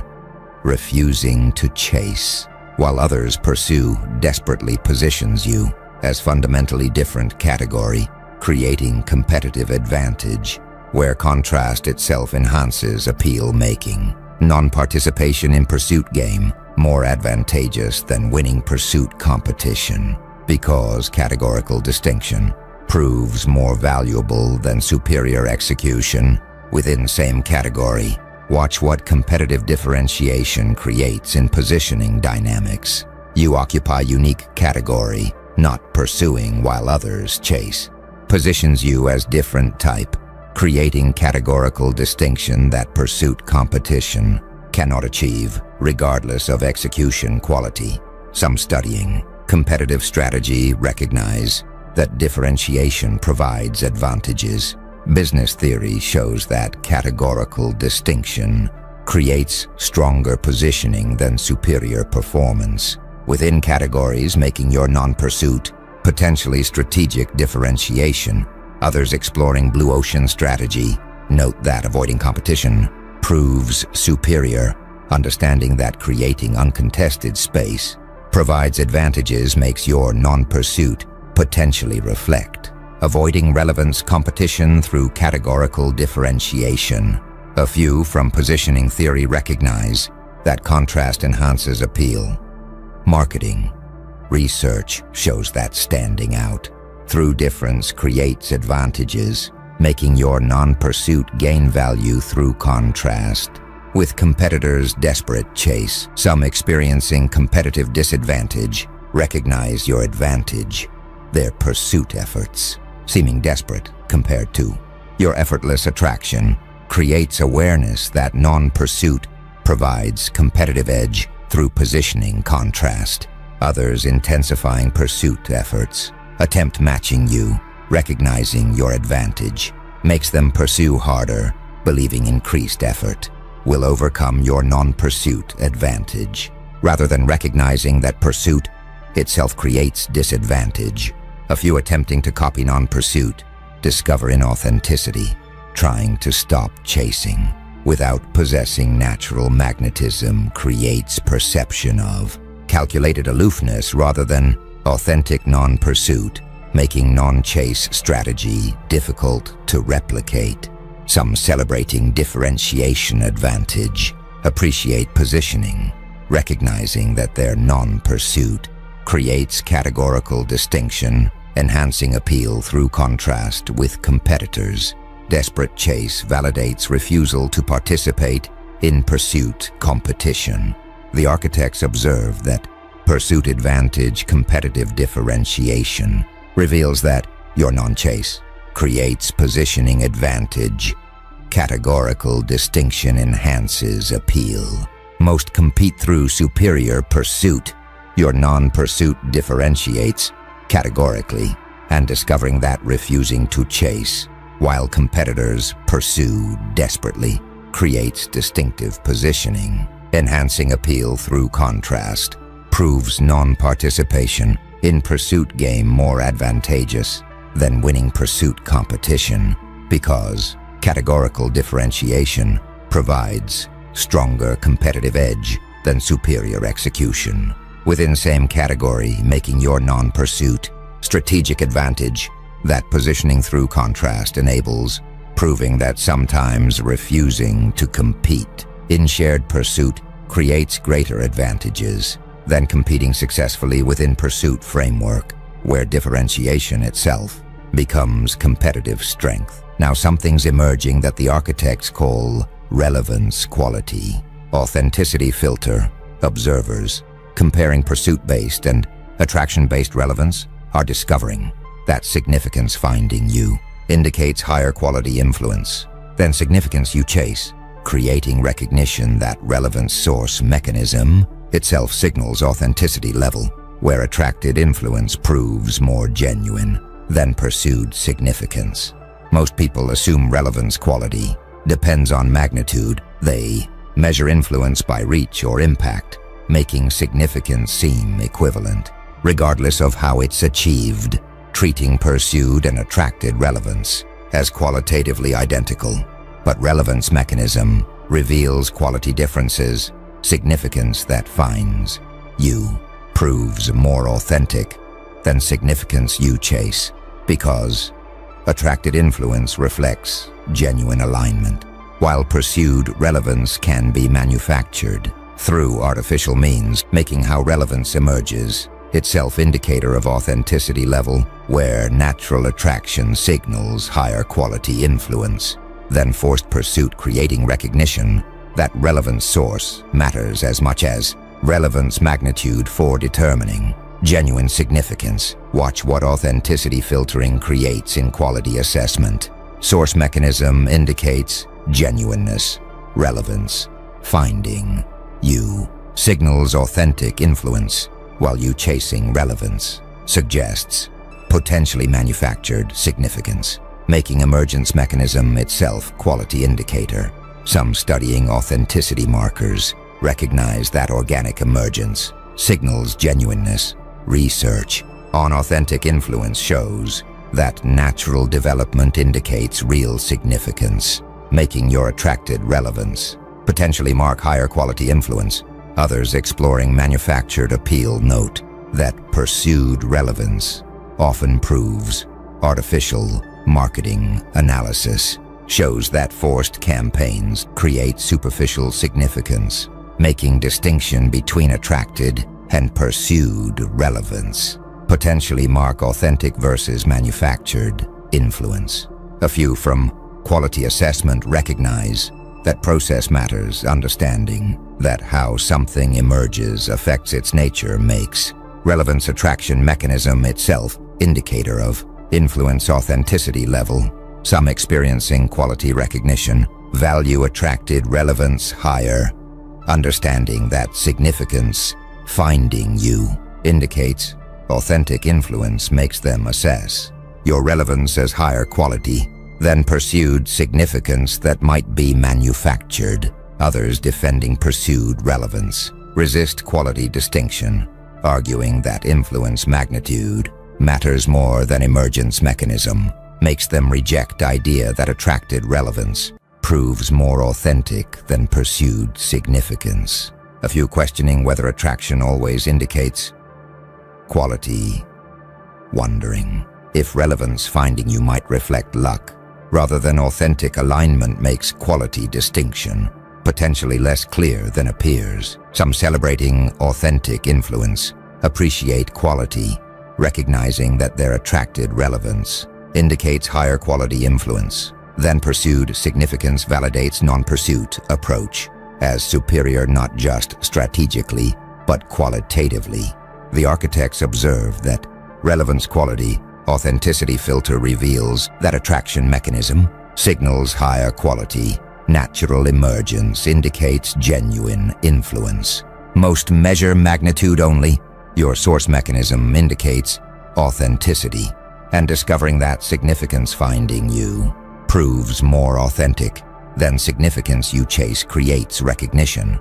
That relevance emergence mechanism itself serves as quality indicator where attracted influence reflects genuine alignment, proving higher quality than pursued relevance that might be manufactured through artificial means, making how relevance emerges matter as much as relevance magnitude for assessing authentic significance, proving that natural attraction indicates superior influence quality compared to forced pursuit, regardless of comparative magnitude.